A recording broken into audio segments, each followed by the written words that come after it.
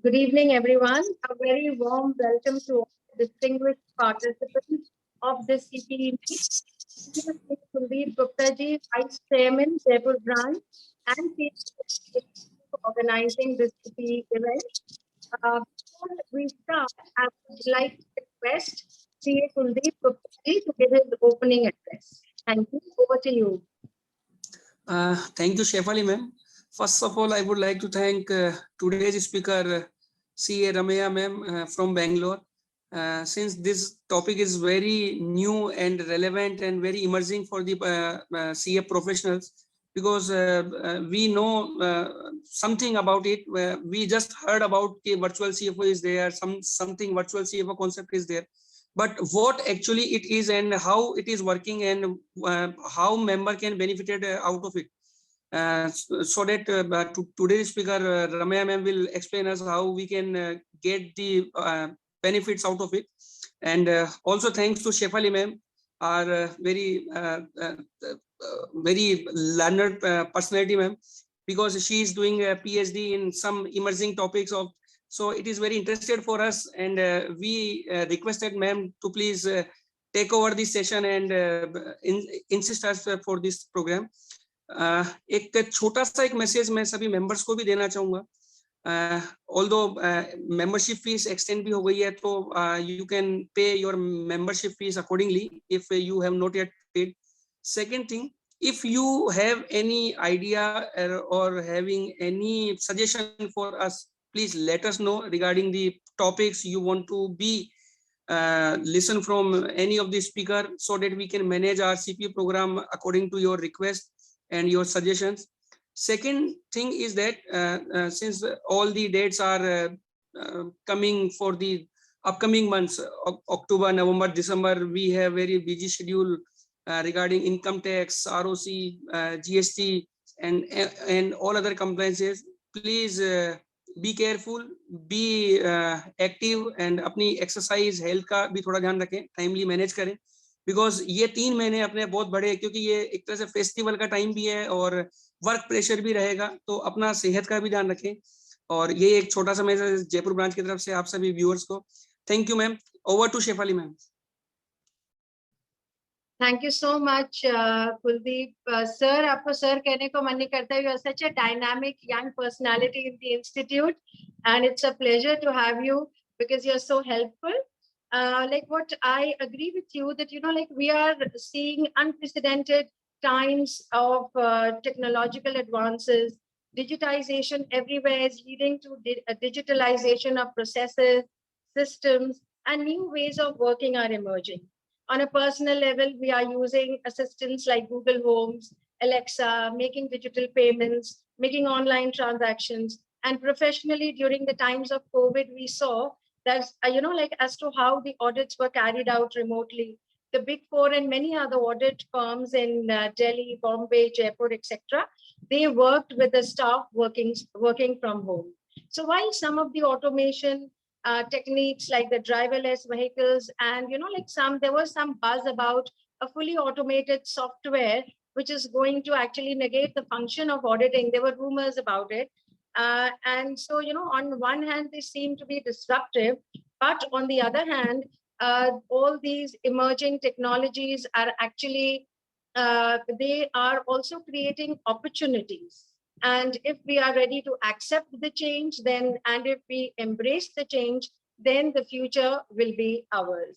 So today's topic, the virtual CFO, is like, you know, unheard of before, like I hadn't heard of it before.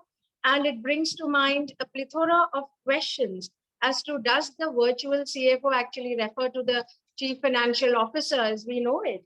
And if yes, then who hires such CFOs? What are the prerequisites for the job? What does the work of a virtual CFO entail? So to shed light on this very interesting topic, we have another young and dynamic chartered accountant. She is Ramya ma'am. She's an eminent speaker who has addressed many seminars and webinars on GST. Yes, her forte and her area of expertise lies in indirect taxation. And of course, she's very you know, like she carries with herself a blend of industrial and professional experience with knowledge of financial technology sector. So currently she's associated with the, like Open Financial Technology Venture. It's a startup which is headquartered in Bangalore. So over to you, Ramya ma'am. Thank you so much, Shefali ji, for such a beautiful introduction. And also thank you to Kuldeep ji. Also more than that, I'd like to thank Anil Kumar ji for actually making this event happen. He was also very interested in this topic because like Kuldeep ji told and like Shefali ji told, it is, these are unprecedented times, and unprecedented in these times also, we actually have something new coming up for us, and that is in the form of virtual CFO. So I'll just go ahead and share my screen.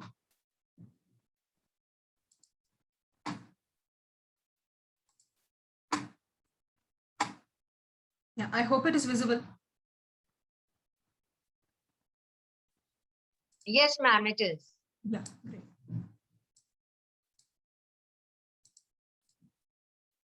Yeah, so before I start, I'd like to just, I hope that everyone is safe during these trying times. I hope you're all safe. You don't go outside home as much, and take care of your health as well as your family's health. Now, I really hope there comes a time when actually I don't need to say this, because I say this before I start any of my webinars. I ask this to my audience, but I really hope the day comes when I needn't ask. So for that, we all should fight together and follow all the protocols so that the pandemic ends soon. So the right way to start this topic is this quotation which I found by Jack Welch, which says, "Change before you have to." So this 5 words actually summarizes everything that we have actually faced during not only the last decade, but especially during last 2 years because of the pandemic. So now if you see, because of the pandemic, we have started using technologies that we never thought we'll use. So for example, webinars itself, right? So I am from a different part of the country, and I'm able to talk and interact with so many people on the other side of the country, right? So this, we would have never even thought of this. If we always think, of seminars, actual physical seminars, we never even thought about webinars before 2 years. But now webinars have become the go-to place for everyone. That has become the norm. We have no other option. So we have been forced to change because of the pandemic, right? But also there's one more thing we have to remember, that you have to change before you're forced to do it. So that's what brings a change, not only for yourself, but for the society as a whole, for the economy as a whole. Because as chartered accountants, we are the backbone of the economy, just as our honorable PM Modi has told, right? And so we have to drive the economy towards newer things. And this is one such thing. Virtual CFO is one such thing that will be very, very useful, because over the period of even a decade, we have seen that, there are so many MSMEs coming up. There are so many startups coming up after pandemic, even more than before, right? And MSMEs, they make up around 6% of the manufacturing. They make up around 25% of the service sector GDP. So as chartered accountants, it is our responsibility to actually, handhold these MSMEs so that, we improve our economy and make our country even a better place. So when it comes to MSMEs and startups, virtual CFO is a very, very important and an upcoming career option for chartered accountants. So it's not only a career option for chartered accountants, which will bring them a lot of professional wealth and health, everything, and also their experience, obviously. But when it comes from the point of view of the startup or the MSME itself, it is extremely beneficial. So they'll be able to benefit from the expertise of a chartered accountant who is in practice, right? So this is the overview only. We will go in depth into what virtual CFO is, and then what are the services they provide, why virtual CFO is required. And towards the end, we'll also see a couple of case studies if time permits, right? And also, in case any of you have attended my previous webinars, I always like to keep it very interactive. Else it will be boring for you, it will be boring for me also. So most of you would have come after having delicious lunch, so I don't want to make you all go to sleep. So I want it to be interactive. So I'll try my best to make it interactive. I will ask questions to the audience in between to see how much you people have understood from what we have discussed previously, right? And any questions, you can please put it in the chat box. I'll answer to that immediately. But in case it's a very comprehensive query, maybe I can take it towards the end also. We can have 5-10 minutes of Q&As towards the end to clarify your issues. Okay? So I think that's a lot for the overview. So let's go right into the topic. Now, before that, what are the agenda? This is what we'll see. What is virtual CFO? Why is it needed? The importance of virtual CFO for mainly the clients, for the MSME or the startup. Then what are the services provided by a VCFO? Then forms of providing VCFO services. What all ways that you can provide? Then why CAs are the best fit as virtual CFOs, and how you can transform your current practice to virtual CFO. Okay, so these are the main things that we'll be covering today. So first, what is virtual CFO? So it is nothing but outsourcing of the CFO function. That's it. Simple terms, if you have to say, like you're outsourcing accounting function, right? Like that, if you're outsourcing the entire CFO role, that is what is virtual CFO. Simple. So instead of having a full-time CFO on your employment payrolls, you will have a person, a third party outside the organization who acts as a CFO for you. Okay. So mainly it is geared towards MSMEs and startups, like I told you. Why MSMEs and startups? Because they usually don't have the bandwidth to hire a full-time CFO. So they usually have lower budgets and lower money compared to the bigger corporates, right? They are just starting out, and so because of that, they may not have the they may not have the capability to have a full-time CFO with them, but they would definitely require the expertise of a CFO, but they are not able to do it. So for that purpose, for MSMEs and startups, virtual CFO is a very big boom. So it's also called part-time CFO services or shared CFO services. Right. So before I proceed, I also like to tell you that in India, it is a very, very new concept. There are definitely chartered accountants who have really prospered and excelled as virtual CFOs, but you will find very few of them. But this is where I actually bring you back to the quote which I told you, change before you have to. So before this becomes a norm, you can now change your practice, slowly start implementing and bringing virtual CFO in your practice before it becomes a norm. Right? So it is pretty famous, and a lot of accountants do virtual CFO services in countries like UK, US, and even Germany. Though in India it's still in a nascent stage, but there is a very big future for virtual CFO. Can I ask you a question, Ramya ma'am? Yeah. Sure. Like for people who are not really into practice, but who have been working as chartered accountants, and especially for women, do you think that this virtual CFO is a good opportunity? Yes, definitely. Virtual CFO is a good opportunity for anyone. So I will also be discussing on how you can actually transform your current practice or a current profession into a virtual CFO. I have jotted down some of my ideas, some of what I have actually seen in my real life experience also. So based on that, they can start. So one small example is you can actually go and work in virtual CFO firms. I mean, firms which actually practice virtual CFO. That is one kind. So there are other 3-4 ways that you can do, which I'll definitely discuss towards the end. So in case there is still more questions, even after that, I will take it up later. Okay, and one more question, that can a person act as a virtual CFO in 2 companies if his time permits and if he's able to carry out the responsibilities? Yes. It's So like virtual having CFO, a part-time job. Yes, yes. If we have the capacity, if the firm has the capacity to handle multiple clients, they can. So there are examples of Indian virtual CFOs who are virtual CFOs for 15, 16 companies. Right? So if the capacity is there of the firm, then definitely they can be virtual CFOs in multiple firms. So there are no legal restrictions to it as of now, because virtual CFO, like I told you, new concept, there's nothing legally specified anywhere about the number of firms that you need to, number of companies where you need to be, there's a restriction in the directorship or anything, because that restriction is towards directorship, I guess, but this is a different thing. This is a service, like how you provide a compliance service, this is also a kind of service only that we provide.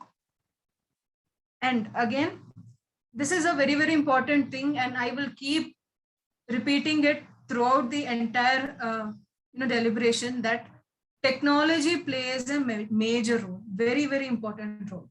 So in the word itself, you can see virtual CFO. So virtual means from any remote location, you should be able to provide service. And for that, you need the right kind of technology. So the way that we have been, practicing till now, the traditional way, we need to be more broader than that. We need to stop thinking on the same angle. We should actually open up our minds to using new kind of technologies. For example, Zoom we were forced to use because of the pandemic. But now, because of the changing technological background, or the virtual CFO coming up, if you want to actually be a virtual CFO in future, then you have to start using newer technologies without being forced to. You have to find out what are the new technologies which I can use to even manage my day-to-day activities. Like if there is any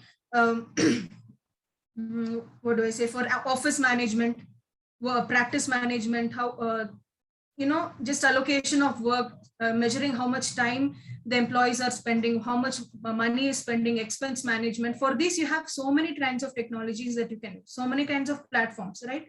So slowly start using that in your day-to-day life, day-to-day professional life, and then you will get that mindset of being tech savvy, right? So then a tech savvy virtual CFO will create wonders for himself as well as for the clients. So technology, very, very important. Next. Again, very important, another thing, it is not limited to recurring accounting and taxation matters. Again, growing out of our traditional practice. Chartered accountants are no more for accounting and tax matters alone. No. Chartered accountants are no more for compliance under various laws. No.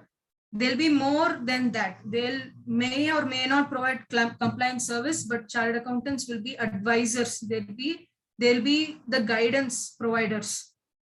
They'll be consultants to the companies, right?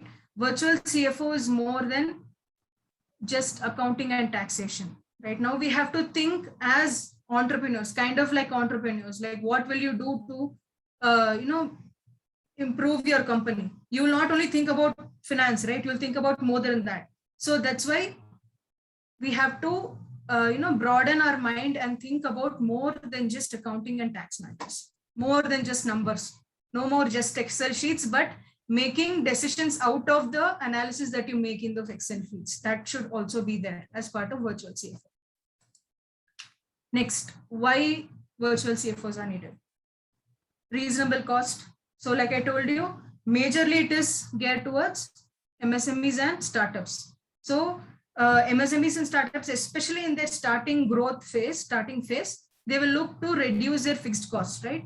So this virtual CFO will be a very, very, attractive opportunity for them. They will not only be able to hire a person at an affordable cost, but they also get a very skilled and experienced person for that, right?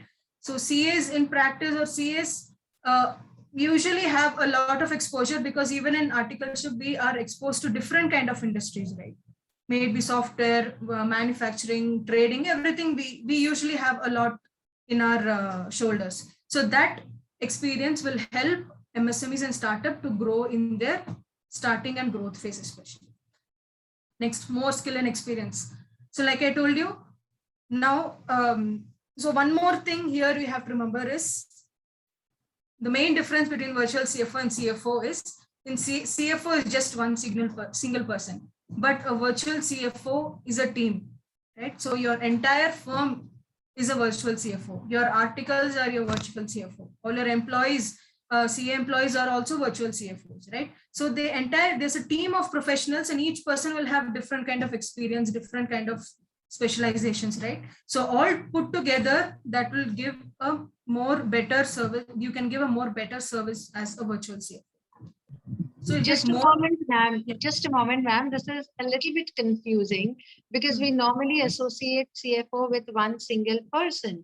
So officially, when a company has a contract with the for a virtual CFO, I was thinking it is more like a job assignment, that instead of having a physical person around, you are having, like you are hiring a person who may be located or, like situated somewhere else.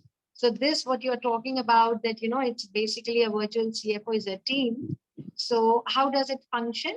Yeah. So like I told you, virtual CFO is a service as such, right? So although the CA who does the virtual CFO work, performs all the functions of a CFO, but at the end, the entire work, the work is done by the entire team. So just like, for example, you just take any consultancy services that you provide. So when you enter into a contract for consultancy services to any company, with any company, then not only the partner will do the service, right? The entire company, entire firm does it. So it's an entire team. So same way, even if for compliance services like tax returns, the the contract will be between the company and the entire firm. It is not only with that particular person, right? So same way, this is a service as such. The name is virtual CFO, but it has to be distinguished between an actual CFO, one person who, the usual CFO that we've been thinking till now. So virtual CFO is a service as such, right? So because it's a service provided by the firm, the entire team. So CFO service provider can have an entire team of his in his firm, for example, 10 people, which has maybe 2 CAs and 3 articles, a few semi-qualified. So all those 10 people put together will do the virtual CFO services for that particular client. Just like any other service that we've been providing, it's in the same nature only, but the work that they do is that of a CFO. Right? I hope this is clear now. Or any other clarifications? Yeah, it's very clear. Yeah, thank you. So I'd like to also get some queries from the audience also, just like Shefali ma'am asks, because it makes it interesting for me also. Next, no geographical limitations. So again, coming back to the same point of technology, if you have the right kind of technology, your clients will no more be limited to the city you're based in. So a lot of people here are in Jaipur, right? So a lot of your clients also will be in Jaipur, Rajasthan, or around that place. But in case you're virtual CFO, then, and you have the right kind of technology, then you can have clients from anywhere in the country, or even outside the country. There are some CAs, virtual CFOs in Mumbai who actually have clients from abroad also, right? So there are no geographical limitations when it comes to virtual CFO. Himanshu ji, I will go in detail as to what services a CFO also provides. So I hope that will be answered. Rajesh Sharma ji, there is no restriction as of now for that. Like I told you, virtual CFO, sir, there is no legal anything legal about that. But again, we have to also be careful about the independence that the auditor, that is required for a statutory auditor. So according to that, you can, analyze the situation. CA Manish ji, I will take your query later because you will slowly see what is the scope of virtual CFO services. Yeah, Shankarji, that's what the independent service. Yes, Sandeep ji, you can, a practicing CA can name the service as virtual CFO. You can say, name the service as anything that you want, actually. But these are the services that you provide. So independence and integrity. So like I was telling, the virtual CFO will have an objective view of what is going on in a company, right? So they will not be completely involved in the company also. So there will be more, better decision making from the company point of view also. So that is again important.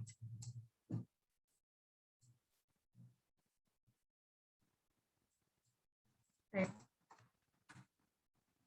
And flexibility, again important. This is also very interesting that you can, based on your agreement with the client, you can actually decide on how you want to charge your client also. So you can charge them on hourly basis, or you can charge them on fixed basis, or you can charge them on fixed plus hourly basis also, right? So you have that kind of flexibility to go on.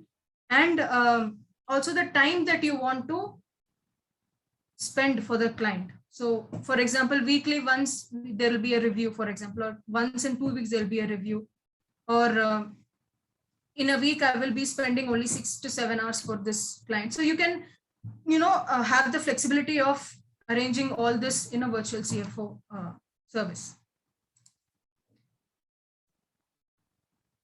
Rama Uttar Sharma ji, CFO is executive of company, but virtual CFO is not an executive of company, because virtual CFO is an independent person practicing CA.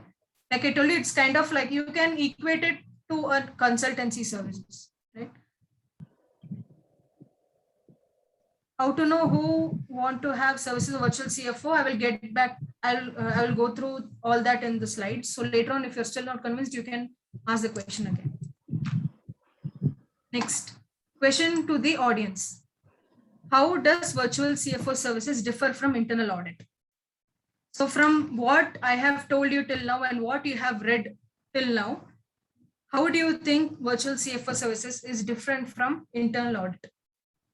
Because even I've got this question quite a lot in my earlier webinars also. So please provide your answers in the chat. How is VCFO services different from internal audit services?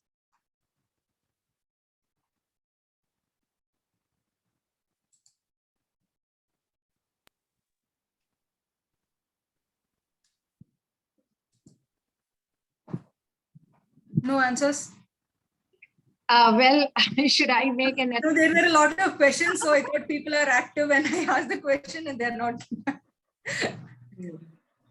Yeah, internal audit covers the work of CFO also. These also are covered, and it's a different thing. Okay, any other answers? Because this is interesting, is it? Because internal audit also, we do quite a lot of things than compared to statutory audit. So how does it differ from virtual CFO?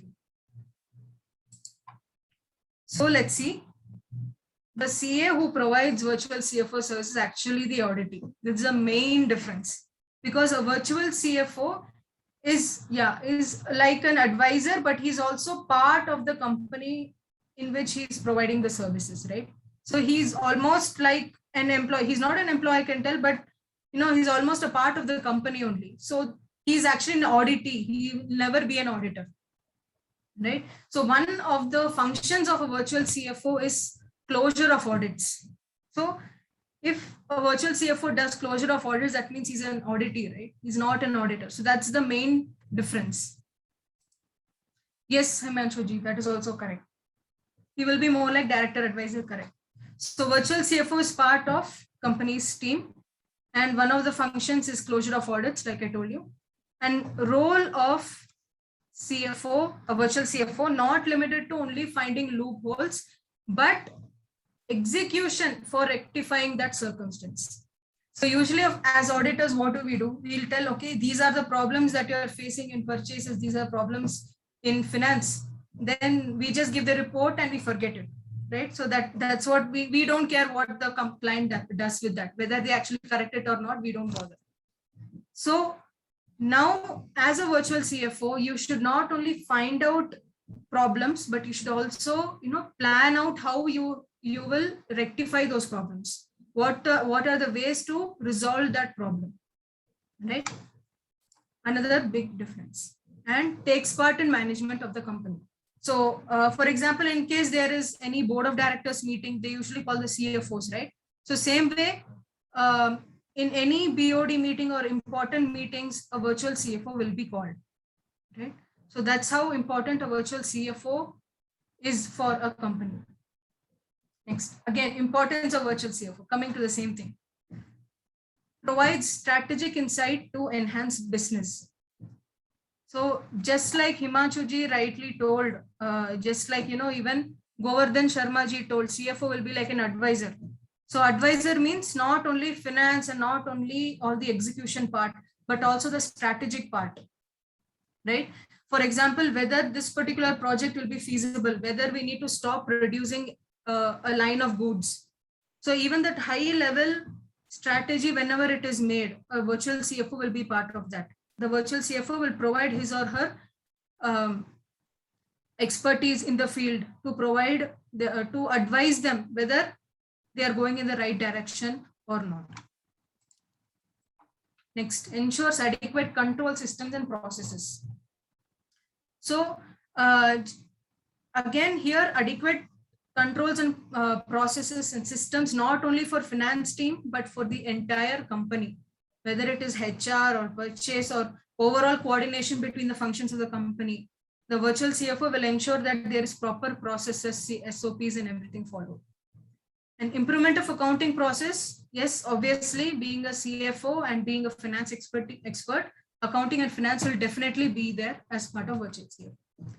And value maximization. Question, 1 minute. You just mentioned that, definitely he seems to be more like an employee of a company. So does he have access to the company's accounting system 24/7?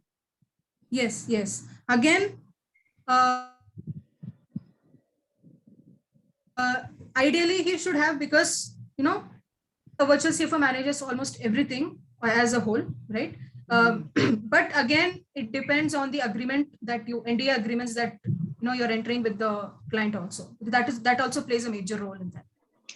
As to, but ideally they are given the access, yes. But again, the NDAs are also in place. That is a practical aspect. Yeah, and one more thing I wanted to ask you, that you mentioned that chartered accountants can play the role well, but then since there is no legality surrounding the position, then can the MBAs in finance and graduates in accounts, they can also apply for the position? Anyone with the right knowledge, right experience can be virtual CFOs. There is nothing legal, there are no legal restrictions. Right. So when you mentioned that virtual CFO is actually a service, so it's not necessarily that a chartered accountancy firm only picks this up. For us, the community, to really come up to that level and brush up our strategic skills, etc., to actually gain this position, right? Yes, yes, yes. Thank you. So next is value maximization. So value maximization, you can broadly take it in two facets. Like, one is value maximization for the stakeholders of the company. Now, what as a virtual CFO are you providing as value maximization to the stakeholders? So for example, ever since you have been appointed as a virtual CFO for the past 6 months, I have been able to cut down cost to the extent of 4%, or I have been able to bring profit of so and so percentage. So this is the value maximization that a virtual CFO provides to the stakeholders of a company. What is the second kind of value maximization? For the amount that a virtual CFO charges to the client, what is a value that as a professional I am providing to my client? That is also another part of value maximization. You should be able to prove that for the amount that they are paying you, you are actually bringing in a lot of changes and a lot of improvements not only as an organization wise, but also from the point of view of profits, you're able to bring some amount of value to the company. Next, drives business growth. Now, majorly, like I told you, virtual CFO is for MSMEs and startups, right? So in the beginning, the growth stage, they always want to focus on growing their business. They don't want to lag behind because they are, finding it difficult to comply with a lot of finance issues or compliances issues. So if a virtual CFO is appointed who takes care of all these, compliance part or execution part, implementation part, the founders of a startup, for example, will be able to focus on their growth, because MSMEs and startups have a lot of potential and they need to grow in their beginning stages, right? So that this will help them, focus on their business more. Next, financial expertise to help boost profit margins. So again, this is a given for us as chartered accountants. We have, I don't, like ma'am said, I don't even want to actually, restrict to chartered accountants, but because we have a lot of exposure, like I told you, from the beginning of articleship. So that's why I'm saying that, but anyone can have this kind of experience and expertise. So having our financial expertise, we will know what has to be done to improve profits, and we implement that also. So again, the same question which actually ma'am has, is there a mandate for qualification to be virtual CFO? No, there is no legal mandate or anything, any provision that's telling that only CS has to be virtual CFOs. So any person can be a virtual CFO. Now let's see what are the services provided by a virtual CFO. Now, again, here I'd like to ask the audience, what are all services do you think a virtual CFO provides? Apart from finance, what do you think a virtual CFO provides? Finance, taxation, yes, definitely. But what else do you think a VCFO has to do?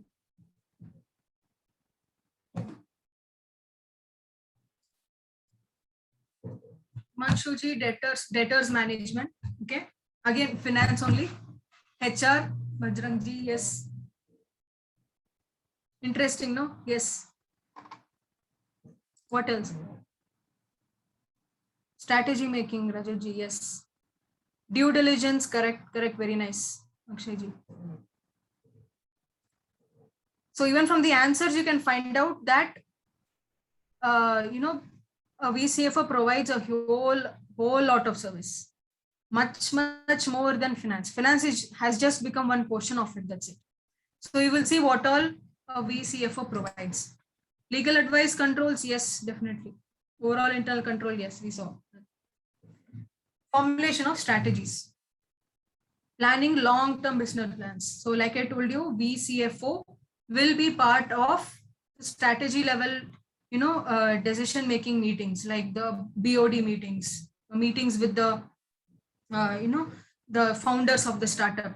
So VCF will be part of such meetings and will help them formulate the right kind of long-term business plans and help board in decision-making processes. So this might be done through, management of MIS systems also. MIS execution also will be taken care of by VCFO.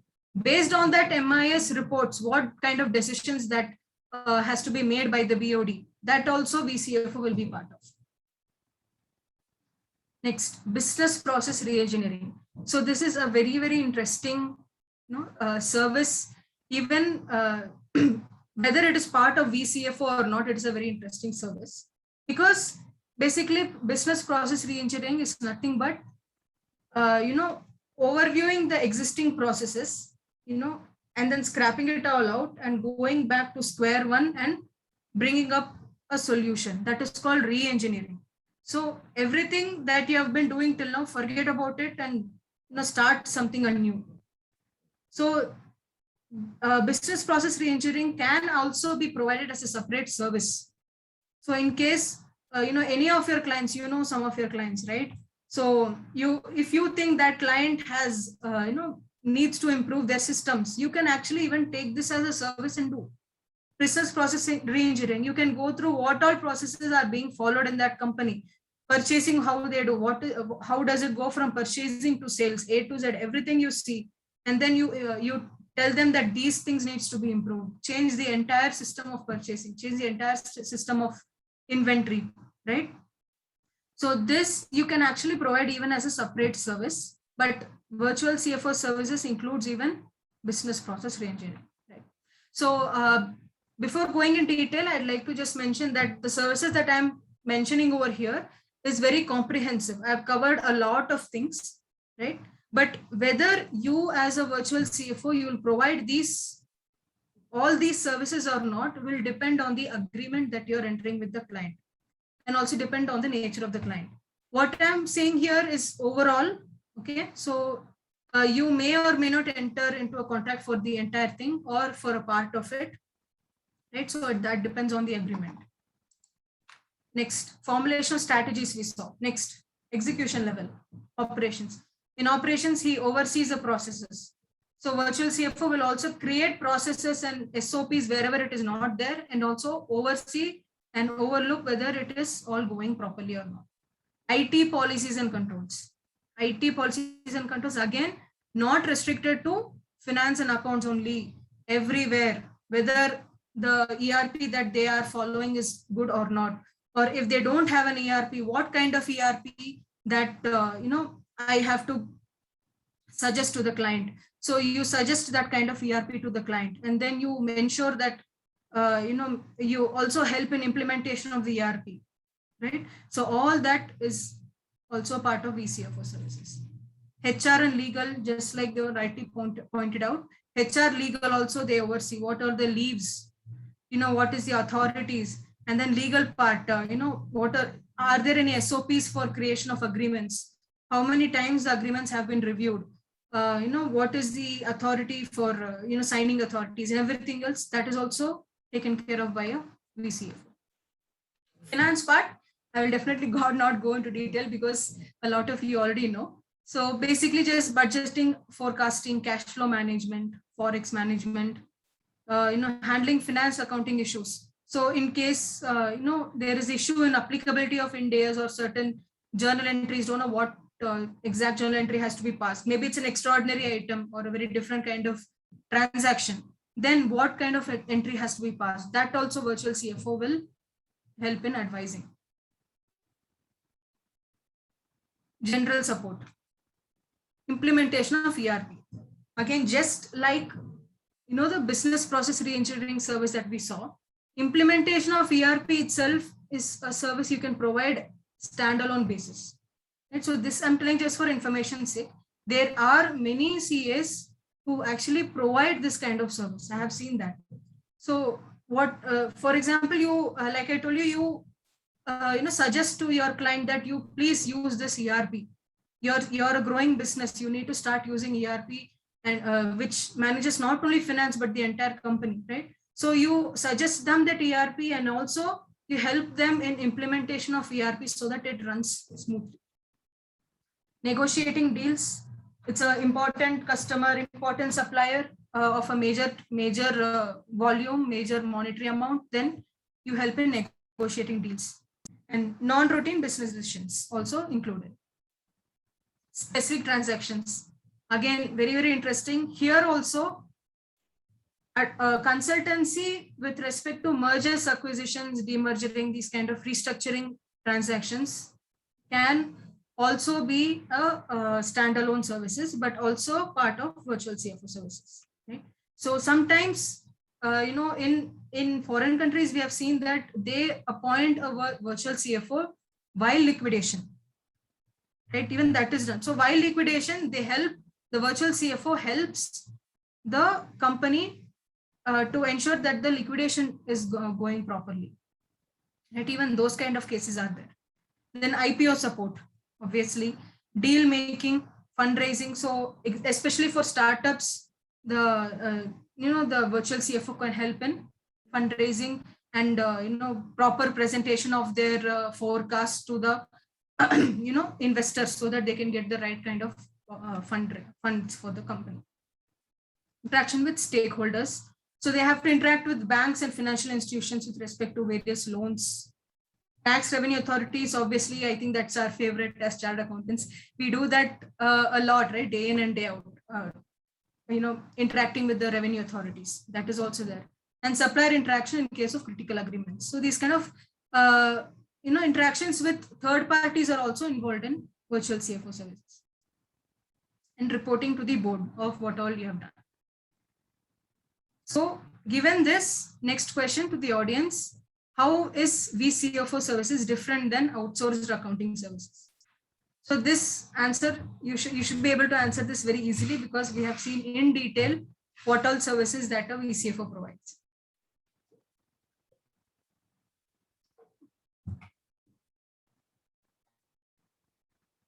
So please post your answers on the chat box. Rajesh Sharma ji, sorry, can do all the work to run companies smoothly and legally. Yes, correct. The duties of vCFO mentioned are similar to duties of MD. Yes, you can say that, Ramji.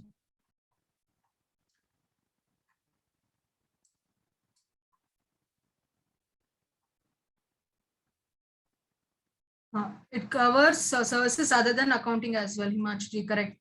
vCFO is not involved in day-to-day transactions. Let's see. Decision support, Sandeep ji. Yes, correct. So I'm happy that a lot of you have actually understood the basics of it, right? So in outsourced accounting services, only the accounting function is outsourced, not even the entire finance actually, only the accounting function is outsourced. So it is nothing but mere passing of entries and closing of books. But like we saw in vCFO services, accounting and finance is only a portion. I've mentioned around 6 to 7 categories of services, right? In that only one was finance and accounts, right? So only a portion of services is finance and accounts.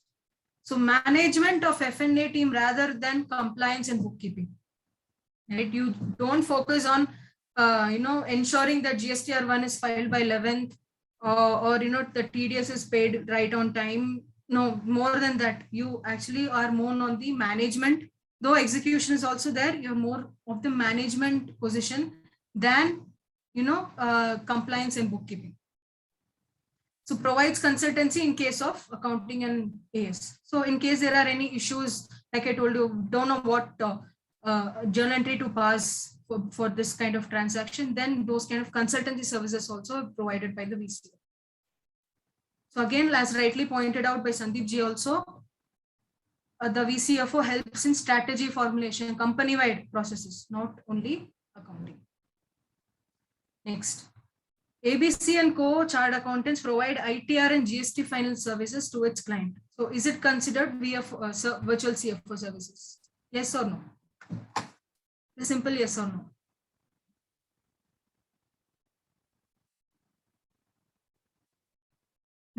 No. I'm seeing only 4 or 5 people continuously responding. Others, please respond.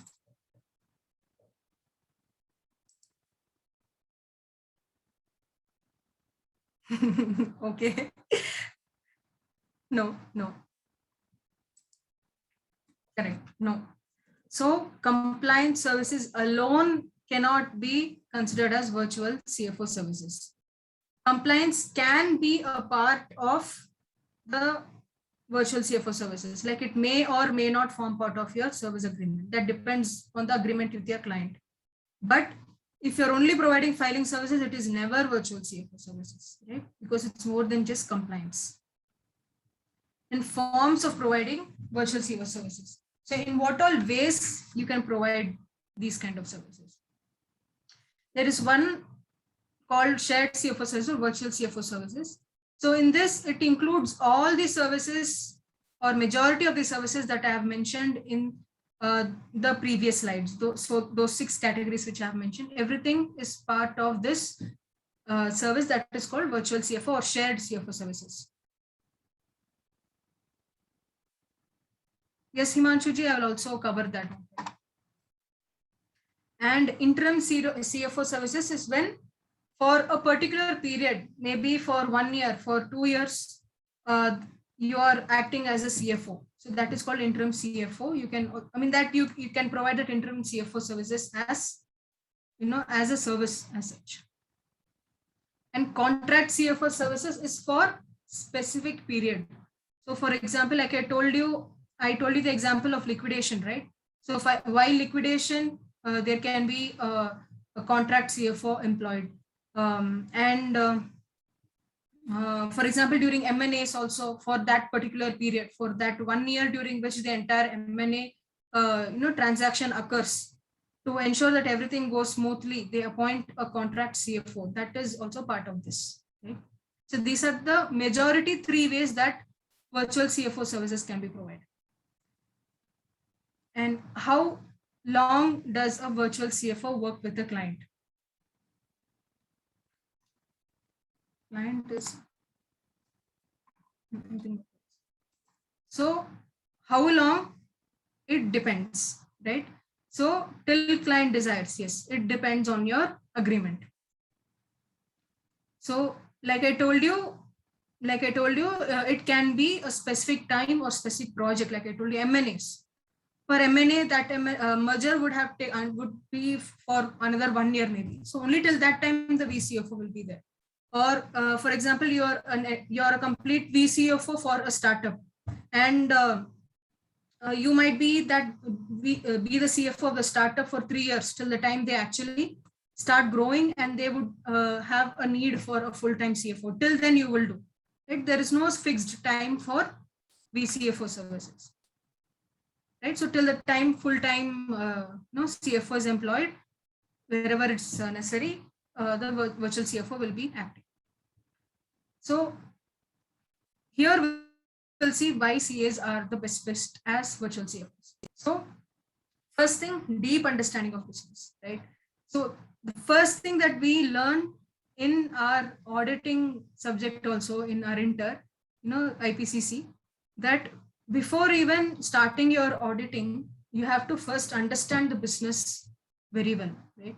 So what are all the products, how the manufacturing process undertakes, how is the entire, from purchase of goods to sale of goods, what is the entire process, right?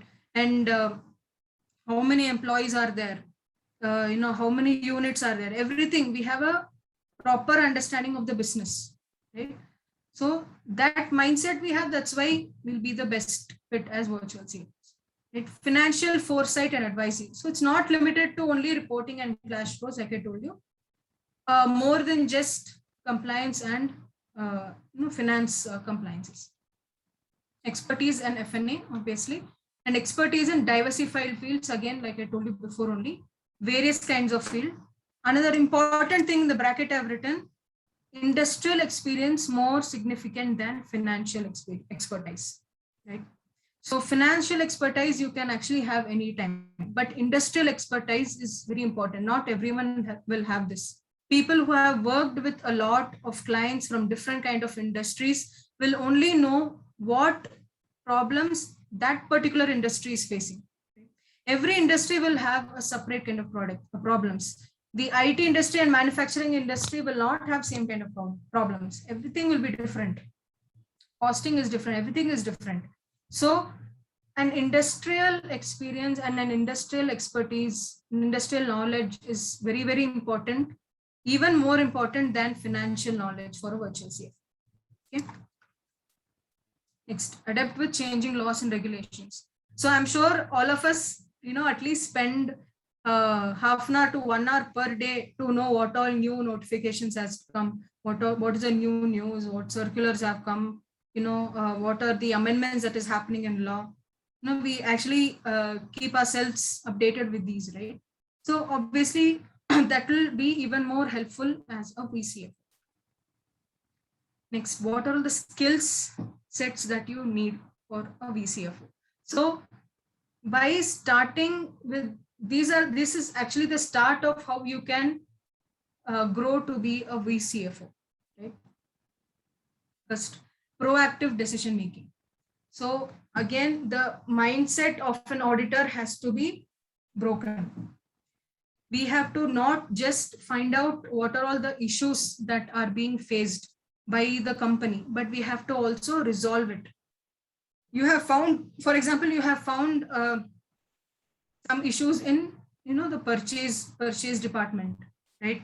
So, or there is some issues in the inventory department. There is some redundancy, and there is no proper matching between the ERP and the actual physical stock, right? So you found some issue in the process. So usually what we do as auditors, we just report to the management telling that your inventory management is not good. Please, these are the problems that you are being faced. But now what you do is you find out what the problems and you create a solution for it, right? So you have to, maybe you think that a different software for inventory management is required, right? Or there's a restructuring of the team that is required. Okay, all these will be part of your decision making. Right? Before even the problem comes, or before even the problem escalates, you have to proactively take decisions based on whatever flaws and irregularities that you find in your client, and result oriented. Right? So as virtual CFO, when you actually report to the management telling that whatever based on what all reviews are going on, you need to present it on a result oriented wise. What does it mean? It means numbers. That since I've been appointed as CFO, a virtual CFO, I've I've given an example before. I've reduced the cost to I've reduced the cost by 4%. I've reduced the cost by 5%. So for this, you need the right amount of workings. So you have to maintain that all comprehensive working should be there to prove that you have actually added some value to the client. And that is through ROI index or any cost or profit percentage, anything like that. So the client will generally expect the results to come out in this manner, in a result manner. So communication and people skills, very, very important. So whether it is internal or external, we might be good at interacting with the tax authorities, right? But we need to improve in interacting with, the management, maybe the client's management. Right? And then you have to make sure there's proper communication within your own team, within your own firm, right? So like we saw in the starting, virtual CFO is an entire team, right? So entire team provides a virtual CFO services. So make sure that there's proper communication between them. All this is very, very important. Networking skills across experts in industry, right? So you will not only need to interact with other chartered accountants or other people of the finance industry, but also you need to interact with people from other backgrounds. Maybe they might be engineers. For example, a lot of startups have engineers as their founders, right? So you have to have the right kind of networking skills with people of other professions also. So that also becomes very important, because again, I'm specifying industrial expertise is more important than financial expertise. So this networking with other experts also becomes very important in that. And continuous knowledge updation, nothing much to say. Again, technology savvy. Like I told you again and again, I will be telling this, you have to shift to a digital practice, right? So now it has kind of become a compulsion, kind of become a need that we have to, shift to a digital practice, right? So for example, 3 years back, 4 years back, when you want to share some files within your team from the article to the manager, for example, then the article either goes to the manager's system and accesses the service that is present in the company, or vice versa. But now, because a lot of people are working from home, you use tools like Google Drive, where you upload and download at any point in time. You can be anywhere miles apart, but still you can download, right? So for example, I remember one thing, like 4 years back, there was one client who clients you usually share in mails, right? So that particular client shared on OneDrive. So that was kind of weird for us that time. Like, why don't they actually share the hard copies, or why don't they share it through mail? They share it through OneDrive. OneDrive is basically a G drive only.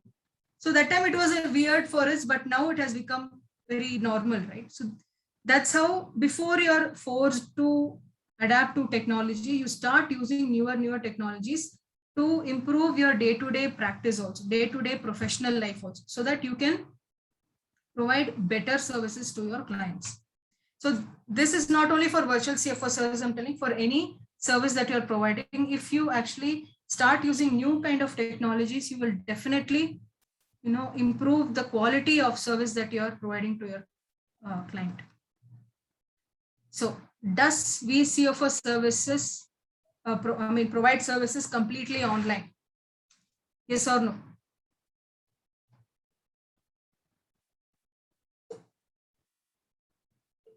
I hope this session is interesting and I'm not boring you along, because it's a very, very new and very exciting opportunity for all of us. Divyanji, yes. Online. Okay. Any other answers? Thank you, Anupamji.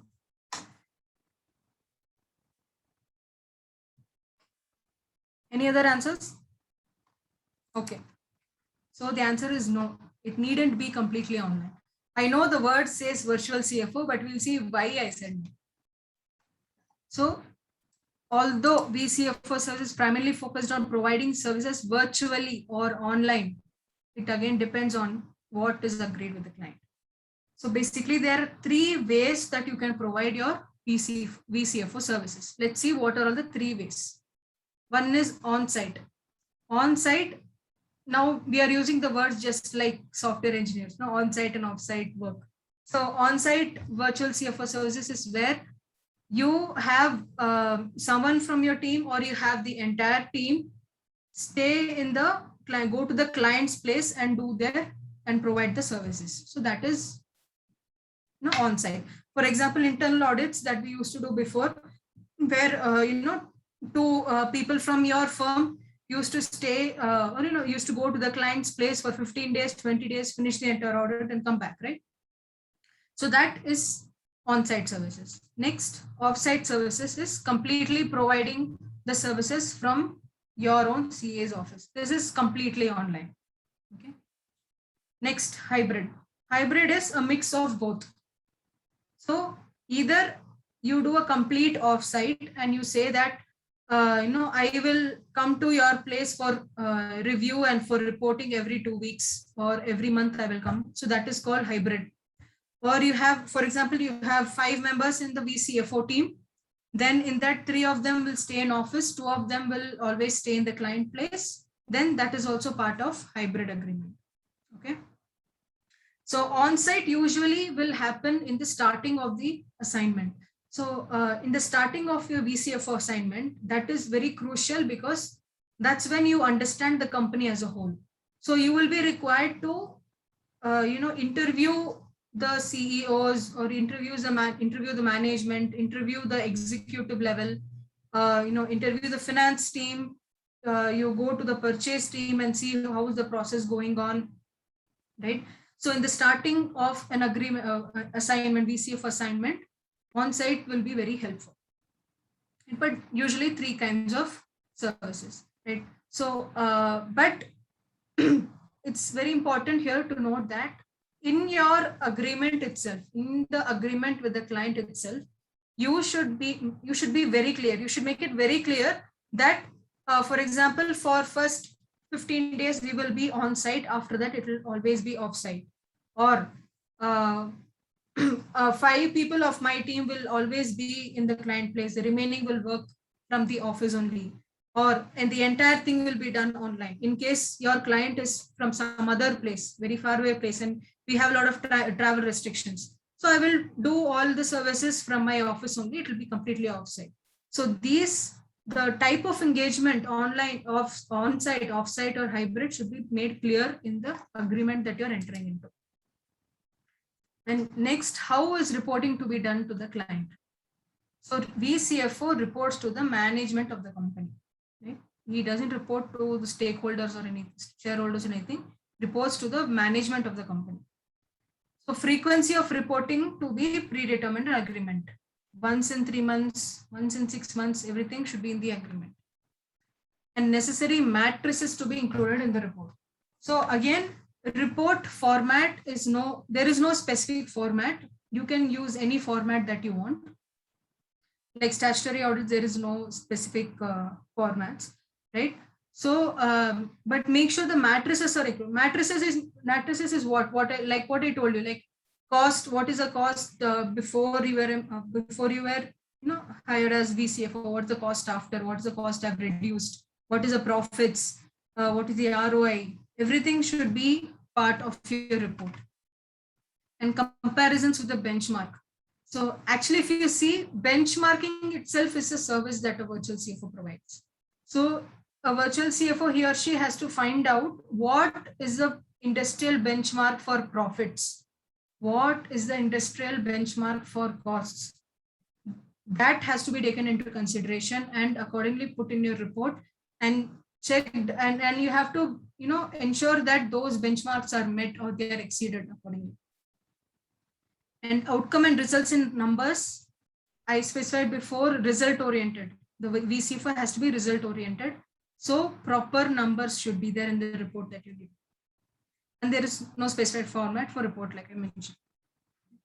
Now we have seen what a CFO, what a virtual CFO is, why it is needed, what are all the services a virtual CFO provides, right? Now we'll see how you can start transforming your practice to virtual CFO. Reporting by CFO depends on agreement with auditee. That's correct, Ramavtar Sharma ji, but just one change in your word, depends on agreement with auditee. No, the client is no more your auditee, right? We saw you are not an internal auditor. So it's just a client, right? So mindset has to be changed, correct? No, yeah, correct. Audit is equal to client. Transforming your practice to virtual CFO. So, yes, Sandeep ji, I will definitely be sharing the presentation. So first, there are some points to be considered before you actually start transforming your practice. So let's see how we can do it. So virtual CFO services different from outsourced compliance services. Okay. Don't be under a notion that if you become a virtual CFO, you will take care of all the GST returns, the income tax returns, the TDS payments. No, not just that. There'll be more than that, right? Again, keep your horizons broad, okay? More than just outsourced compliance services. So main focus is on revenue, profit growth, and strategies. Basically, credit side of balance sheet. So if you're a VCFO, you have to think of how you can improve the profit of your client, what you can do so that the revenue increases, right? So this kind of point of view you should have.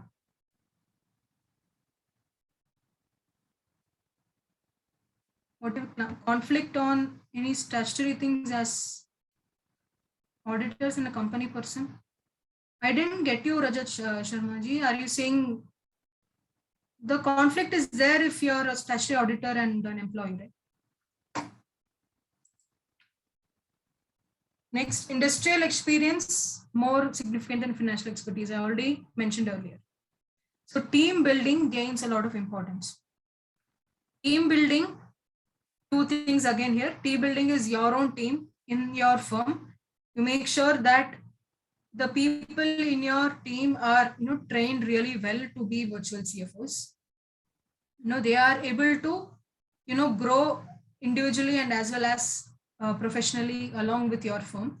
And team building also means team of your client. For example, there is some issue in the finance team. They are not able to, the turnaround time is very quite a lot. They want to improve their efficiency. Then how will you do the team building of the finance team of your client? So that is also part of team building for a virtual CFO. Right? ROI becomes main metric. So I've mentioned these here because that is how your mindset should, slowly, gradually start changing. Because usually we don't think of ROI as metric for our, clients, right? So here, not only you should bring change in the governance and the structure of the organization, but you should also ensure that the ROI, you are bringing some change to the ROI, bringing some change to the profits. One way you can do is starting parallel consulting firms. Everything within ICAI guidance, definitely. You can start parallel consulting firms or companies that you can create for this. Next, networking and or hiring senior professionals or CFOs in the industry. So this is a very attractive option for professionals, but also very difficult, right? So you have to, give them such excitement. Give a retired CFO, for example, if you want to hire that person to start BCFO services in your firm, you have to, engage them so much. You have to have such a good communication with them. You have to excite them about what work that you're going to give. You might, they might actually get better offer somewhere in the corporate, but you have to excite them with the work that you're going to have as a virtual CFO, right? Then you can hire such, experienced CFOs in your firm. If your firm has that capability, then you from that CFO can be heading the entire VCFO division. Or you can create your own VCFO division in the current firm that you have. There is also no restrictions for that. But you can do that also. Then engagement type, you have to see, and continuous digital presence. So very, very, very important. A virtual CFO will always be expected to be a person who is, very active on social media, for especially on LinkedIn, right? So there were cases where, a VCFO has got a client just because he was active on LinkedIn for a long time, right? And he shares his knowledge about VCFO. He shares his own experience. I've actually seen this. He shared his own experience, and through that, he has actually got a client not only from India but from abroad. Right? So that's how important digital presence is. But again, make sure that it is all followed within the ICAI guidelines of your social media presence and advertising. What is the name you mentioned, ma'am? Sorry? Whose example did you mention just now? Who's very active on LinkedIn? I think Sharad Maheshwari ji, I guess. Right. From Mumbai. Yeah. So branding through original content, right? I'll give you one small example. There is one notification released yesterday night, right? And what you do is you just copy paste the entire notification, put your company logo in that or put your name in that, and circulate it on your social media.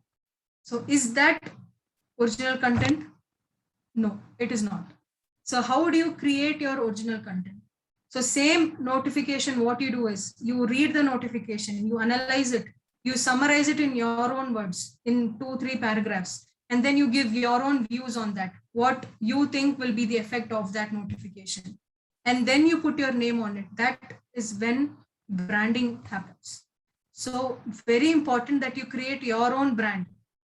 Make something, you have to make sure that, for example, Ramavatar Sharma ji, he creates an original content for himself. So he starts doing it from today. After 6-7 months, when someone sees a particular summary of a case law notification, they will know that it was made by Ramavatar Sharma ji. So that's how you have to do a branding of yourself on social media. Right? So this will bring out a lot of exposure. A lot of people will actually see you, and that will end up, they might even end up being your client later, right? Then standardized use of technology. Again, 4th-5th time I'm telling, through your entire firm, even from the smallest things, you can start using new kind of technologies. Right? Again, we have seen so many things that a VCFO does, right? So what are some ways in which VCFO can maximize profitability in the company?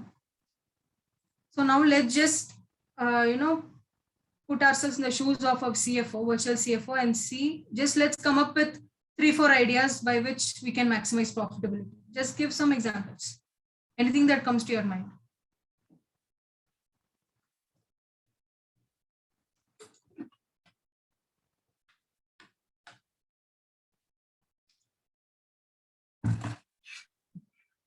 Process cost analysis.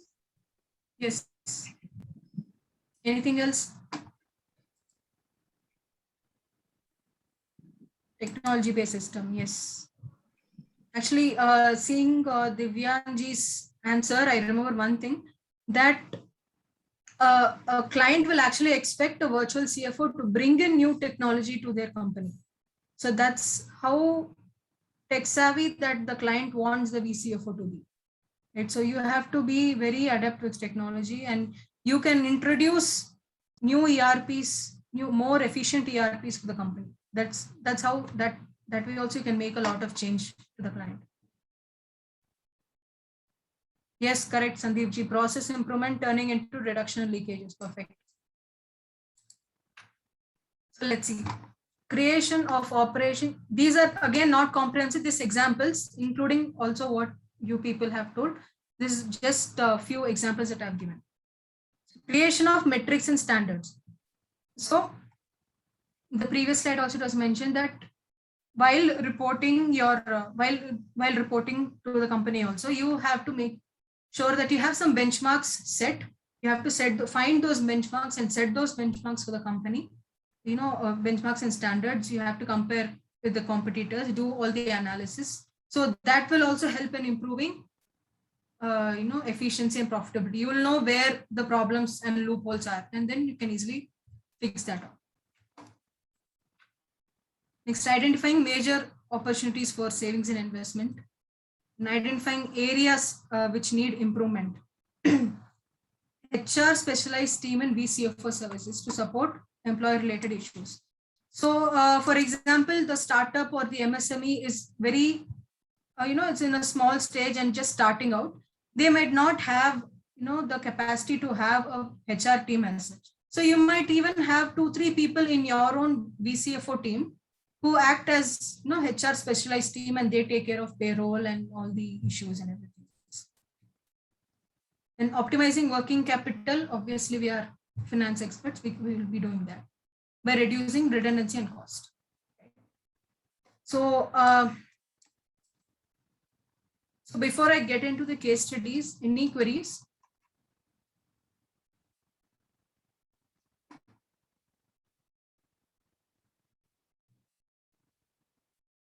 Ramatarji, I'll actually share my contact details. Actually, there are quite a lot. We can actually discuss offline also. I'll be sharing my contact details towards the end. You can contact me there.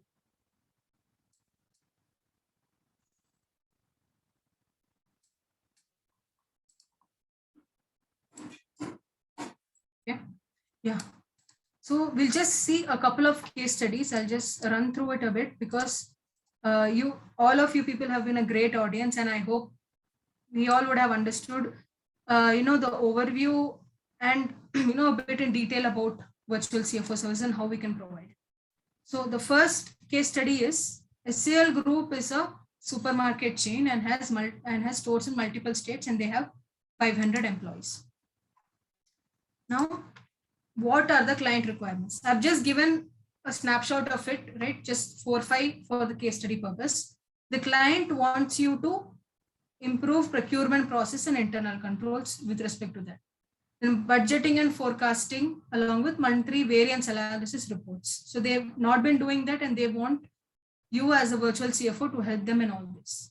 And cost optimization and analyzing new project feasibility. So the board has come up with a new project, and they want to know whether that particular project is feasible or not. So you as a virtual CFO, what will you do?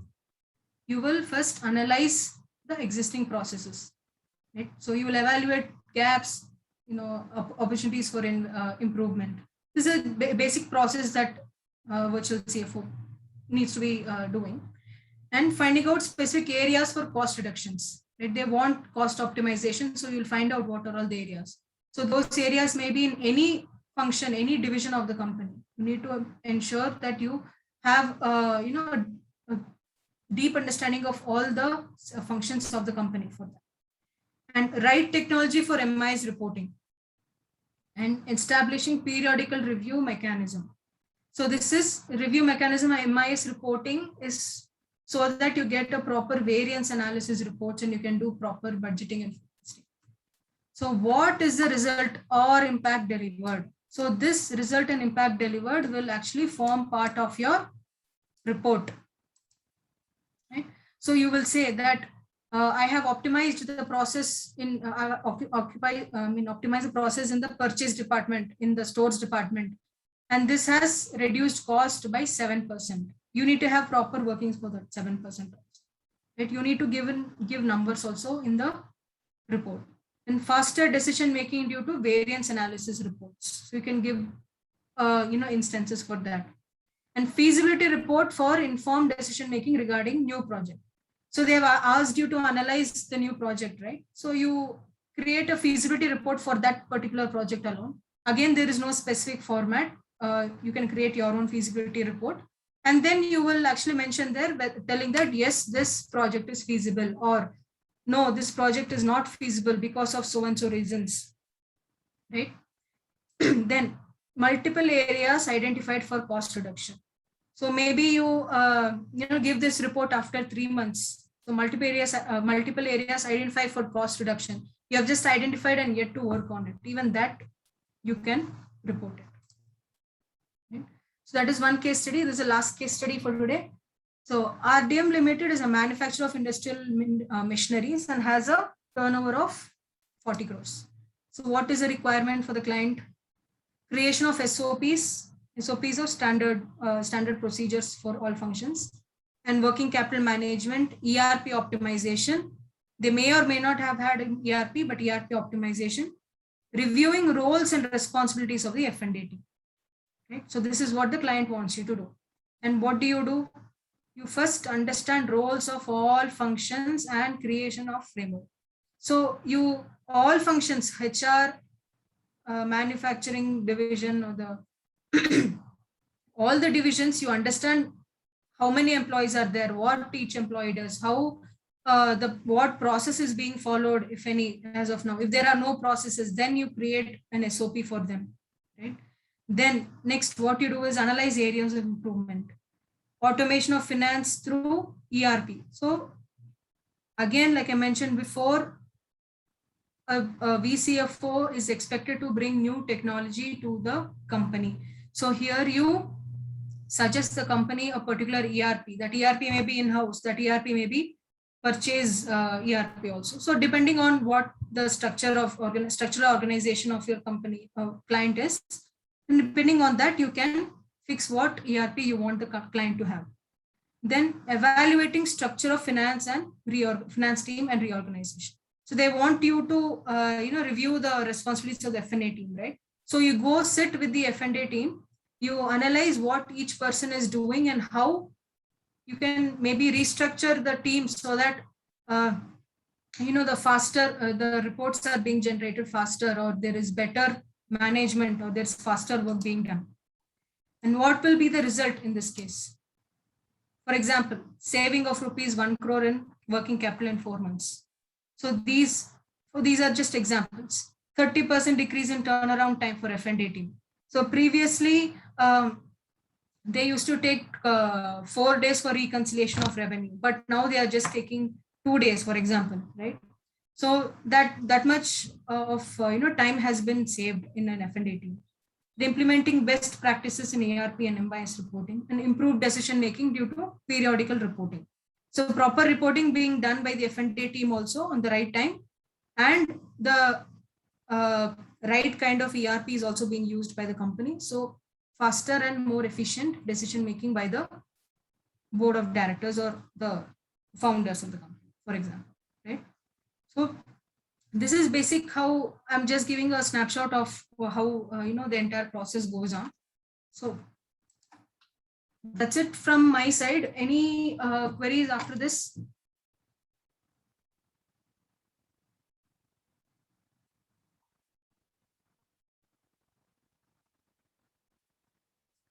Anything from your side, Shefali ma'am?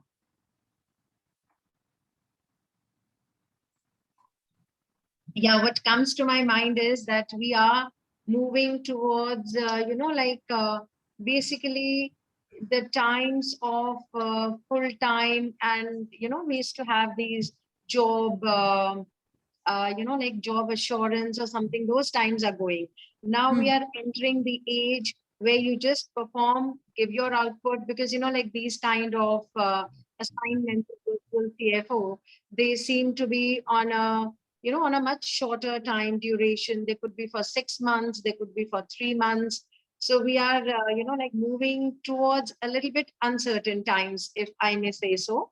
And I think for survival, we will need a lot of, we need to maintain that reputation in the market so that we can, like get more clients whom we can service from time to time. Right? That's where the branding, like I told, was very important. LinkedIn has become a very, a big place for, professionals to show their, skills. So a lot of us have a very skilled to be VCFOs, but we don't show it out. So branding through LinkedIn is one of the ways that you can do, actually. And can a person start their own blog to be known in the industry and in the market? Yes, right? Yes. And how would we compete with the big four? Because, like in India, the big four are the ones who have been doing these consultancy services. So in a way, I think the virtual CFO offers opportunity to all the existing CA firms of getting into consultancies, which they might not have been doing it.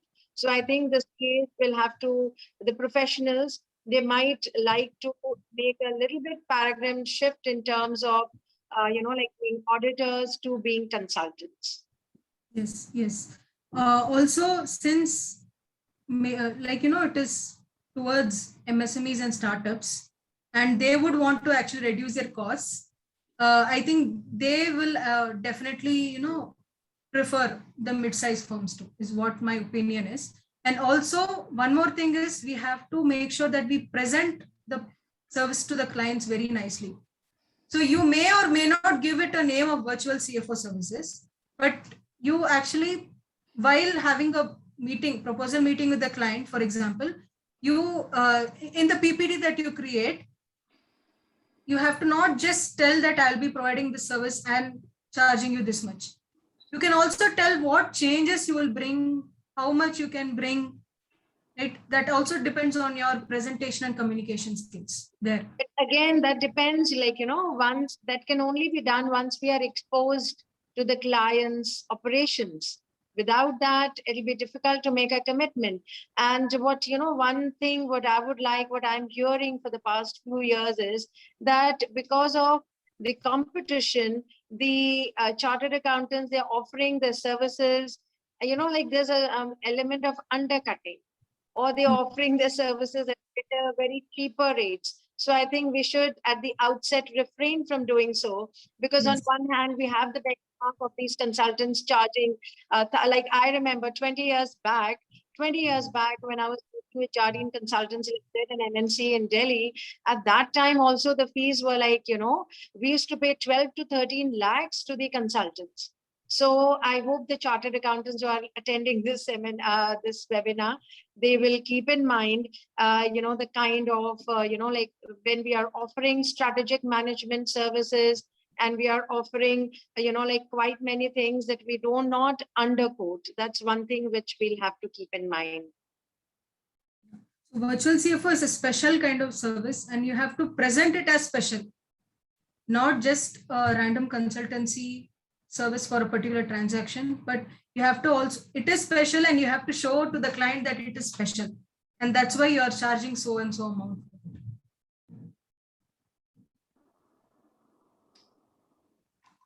So do you think the companies are going to ask us, for the CA firms for a quote? And then they might offer the services to the person who has the, or do you think they, and I wanted to ask you one more thing, that I think there are still current, like currently also there are these virtual CFOs jobs on the offer. So where can we look for such opportunities? as as a virtual CFO, or As a virtual how you CFO. can begin your career in that? Right. And Right. what about, yeah. And what about people who take an early retirement or who want to, women who want to make a restart in the career after the kids have grown up? So, because, a person does gain maturity with age, right? So I think they also offer a good opportunity to be the virtual CFOs. Yeah. So retired CS are definitely, they are a huge book of experience, right? So they have so much of experience, 30, 40 years of experience. So they can actually even be a part of some other firm. Maybe they can take up the entire VCFO wing of that particular firm.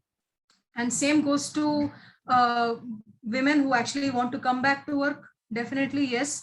There are, firms which are slowly cropping up. Like, this is a very new service, right? So you might not find hundreds of firms doing VCFO services. In Mumbai, there might be 10. In Delhi, there might be 15. In Bangalore, there might be 15, 20. So in places where there are startups and MSMEs, concentrated, that those places might have more opportunities of, finding these kind of clients. So even for anyone who wants to go into it, may I can suggest that they can get themselves employed in such kind of VCFO firms, start out there, get an experience of 2-3 years depending, and they can go out and start out on their own, or stay in the firm depending on that. So that is one easy way that they can start, especially in the early part of their career. Once a person is very satisfied with the services of a virtual CFO and they want them to actually come on the board, then what should the virtual CFO do? Because once he comes on the board, that means he has other responsibilities. Yeah, so then there will be employees of the company, technically, right? So again, the restrictions given by ICA and all is there, so they have to take care of that. So they will no more be consultants, but they'll actually be employees of the company. Okay? I think as virtual CFOs also, you are an employee of the company. As a director, maybe you have to just comply with all those Companies Act regulations, SEBI regulations, and you incur the liabilities in case the startup comes up with an IPO, etc. Isn't it? Yeah, So virtual CFO, although they are part of the company. Yeah. So virtual CFOs are technically not employees. They are still third party to the company only. Although they are part of the company, they are still third party, but they do all these kind of services. That's what differentiates a CFO from a virtual CFO. And my second question would be that in terms with the internal auditor, we study in auditing the relationship between a director and a internal auditor and the external auditor. So vis-a-vis the CFO and the internal auditor, can you please throw some light on the relationship between the virtual CFO and the internal auditor and the statutory auditor? Okay. So that one question which I actually covered, right? What's the difference between VCFO service and internal audit? Now, VCFO, the person who provides VCFO services is the auditee. They are part of the organization. So whenever a statutory auditor wants to, they are going to close their audits, then they engage with the virtual CFO. Just like currently what we do while we are closing our audits and presenting our reports, we have a meeting with the BOD or the CFO, right? So same way, instead of the CFO, the interaction will be with the VCFO. That's the difference. Right. So the statutory auditor can easily call upon the virtual CFO to answer questions on the company, right? And Yes. the virtual CFO's responsibilities might be to satisfy the external auditor. Yes. Right. That's one of the functions of VCFO is closure of audits. Right. And as a CFO, he can demand the report of the internal auditor. Yes. Right? Because the internal auditor might be hired to do some kind of a quarterly reporting as per the agreement. So he can, ask for the reports and go through the report of the internal auditor and be answerable to the external auditor. Right. So do we have any other questions? Can people, ma'am, can we ask them to unmute and communicate, or we want it through the messaging only? Anything is okay, even if they want to unmute. Yeah, because some people find it more convenient to just ask a question. Yeah, I'll just give my contact details. So any comprehensive questions, we can take it offline.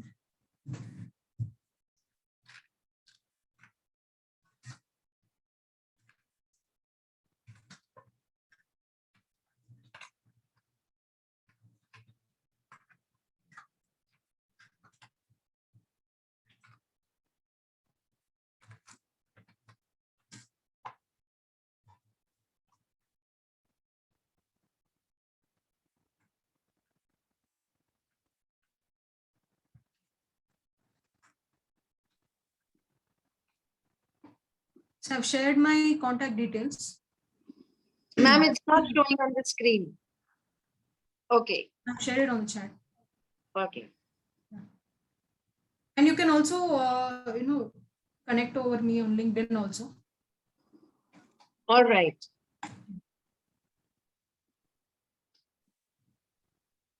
So social media is gaining a lot of importance, and if people do not have any more questions, then should we, end the session?